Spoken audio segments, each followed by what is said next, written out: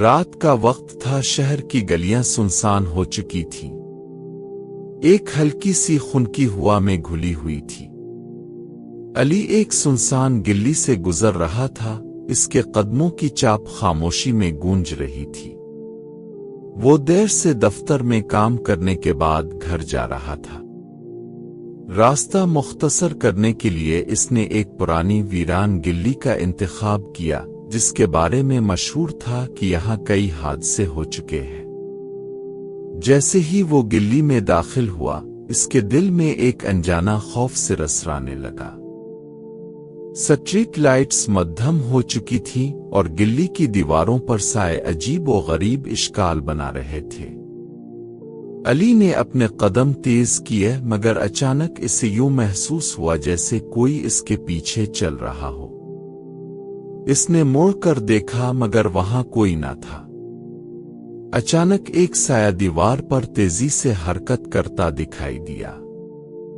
علی کا دل زور زور سے دھڑکنے لگا۔ وہ سوچنے لگا کہ یہ سب اس کے وہم کا نتیجہ ہے، مگر اگلے ہی لمحے اسے ایسا لگا جیسے کوئی سرگوشی میں اس کا نام پکار رہا ہو۔ علی! یہ ایک دھیمی سرسراہٹ بھری آواز تھی، جیسے کوئی بہت قریب ہو کر بول رہا ہو۔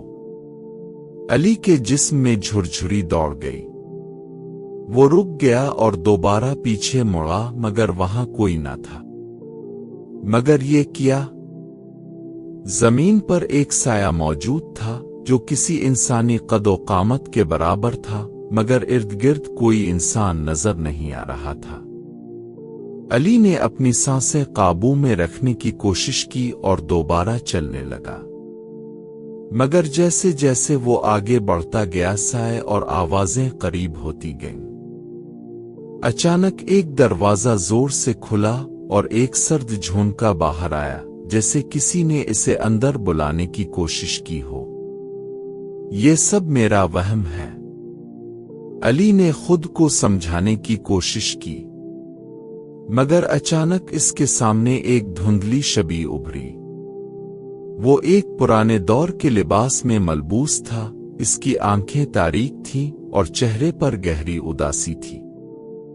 علی پیچھے ہٹنے لگا، مگر اس کے قدموں نے جیسے کام کرنا بند کر دیا۔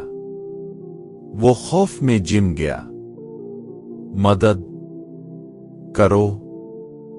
وہ شبیہ بولی، اس کی آواز کسی مردہ انسان کی طرح کھوکھلی تھی۔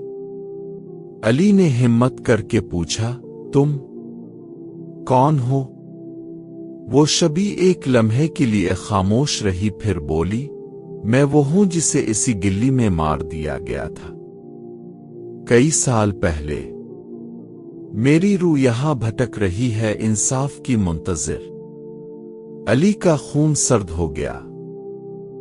اس نے اس گلی کے بارے میں بہت سے قصے سن رکھے تھے کہ یہاں کئی سال پہلے ایک شخص کو لوٹ کر قتل کر دیا گیا تھا اور اس کے قاتل کبھی پکڑے نہیں گئے۔ تم کیا چاہتے ہو؟ علی نے کانپتی ہوئی آواز میں پوچھا۔ انصاف! میرے قاتل آزاد گھوم رہے ہیں، تمہیں میری مدد کرنی ہوگی۔ علی کو سمجھ نہیں آیا کہ وہ کیا کرے۔ وہ اس سب پر یقین نہیں کرنا چاہتا تھا، مگر وہ وجود حقیقت لگ رہا تھا۔ میں کیسے مدد کر سکتا ہوں؟ میرے قاتلوں کی تلاش کرو، ان کے بارے میں حقیقت باہر لاؤ۔ علی کا ذہن بھنور میں پھنس گیا، مگر جیسے ہی اس نے ہاں میں سر ہلایا، وہ شبیہ غائب ہو گئی اور گلی میں سناٹا چھا گیا۔ علی نے تیز قدموں سے گلی پار کی اور گھر پہنچ کر بستر پر گر گیا، مگر وہ رات اس کے لیے ایک نیا دروازہ کھول چکی تھی۔ اگلے دن اس نے پرانی اخباری رپورٹس کھنگالنی شروع کی اور پایا کہ واقعی اس گلی میں ایک شخص کا قتل ہوا تھا، مگر وہ کیس کبھی حل نہ ہو سکا۔ علی نے اپنی جستجو جاری رکھی، پرانے پولیس ریکارڈز تک پہنچنے کی کوشش کی اور آہستہ آہستہ قاتلوں کے بارے میں سراغ ملنے لگے۔ وہ جان چکا تھا کہ اگر وہ یہ راز فاش کرے گا تو وہ مجرم اسے نقصان پہنچا سکتے ہیں۔ ایک رات جب وہ ایک اہم ثبوت کے ساتھ گھر واپس آ رہا تھا، وہی سائے دوبارہ نمودار ہونے لگے، مگر اس بار وہ محض ماضی کی بھٹکتی ہوئی روح نہیں تھے، بلکہ اصل مجرم بھی اس کے پیچھے تھے۔ کیا علی قاتلوں کو بے نقاب کر پائے گا؟ وہ بھی اسی گلی میں کسی کہانی کا حصہ بن جائے گا؟ علی کا دل تیزی سے دھڑک رہا تھا۔ وہ جان چکا تھا کہ اس کے ہاتھ میں وہ راز ہے جو قاتلوں کو بے نقاب کر سکتا ہے، مگر وہ بھی یہ محسوس کر رہا تھا کہ کوئی اس کا پیچھا کر رہا ہے۔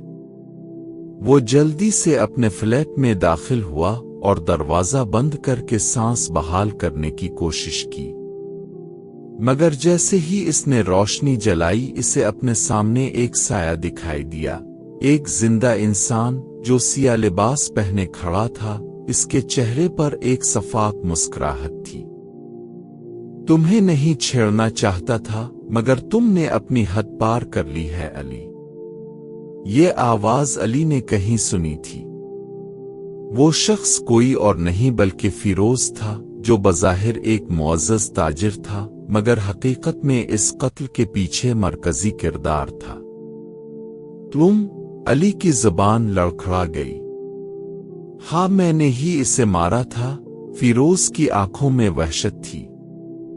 وہ میرے راستے میں آ رہا تھا، اس کے پاس میرے خلاف ثبوت تھے، جیسے اب تمہارے پاس ہے، اور تمہیں بھی خاموش ہونا ہوگا۔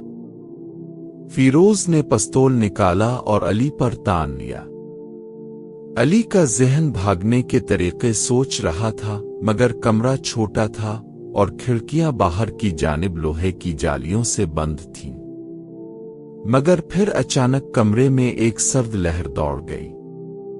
علی نے دیکھا کہ وہی دھندلی شبی پھر سے نمودار ہوئی۔ اس کی آنکھوں میں ایک نئی چمک تھی، جیسے وہ اپنے قاتل کا سامنا کرنے کو تیار تھی۔ فیروز، وہ شبی گرجی۔ فیروز نے دہشت زدہ ہو کر پیچھے ہٹنے کی کوشش کی، مگر اس کا جسم کانپنے لگا۔ یہ سب وہم ہے، اس نے خود کو یقین دلانے کی کوشش کی، مگر جیسے ہی شبی آگے بڑھی، فیروز کی آنکھیں پھٹی کی پھٹی رہ گئیں۔ اس کے ہاتھ میں پکڑی پستول لرزنے لگی اور اچانک وہ نیچے گرا، جیسے کسی اندیکھے ہاتھ نے اسے دھکا دیا ہو۔ اسی لمحے علی نے موقع غنیمت جانا اور جلدی سے فیروز کی پستول کو پرے پھینک دیا۔ فیروز نے چیخ کر کہا، نہیں، میں نے تمہیں مار دیا تھا، تم کیسے واپس آ سکتے ہو؟ شبی کی آواز گونجی، انصاف کے لیے تم نے مجھے مارا، مگر سچ کبھی نہیں مرتا۔ اتنے میں دروازے پر زوردار دھماکہ ہوا۔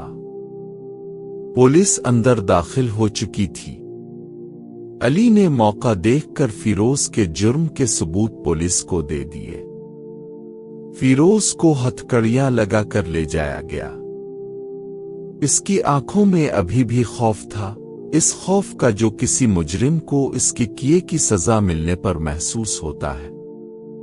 علی نے گہری سانس لی، اور جب اس نے دوبارہ دیکھا تو وہ شبی آہستہ آہستہ دھند میں تحلیل ہو رہی تھی، مگر اس کے ہونٹوں پر ایک مسکراہٹ تھی، جیسے وہ اپنے انصاف پر مطمئن ہو چکی ہو۔ علی نے کھڑکی سے باہر جھانکا۔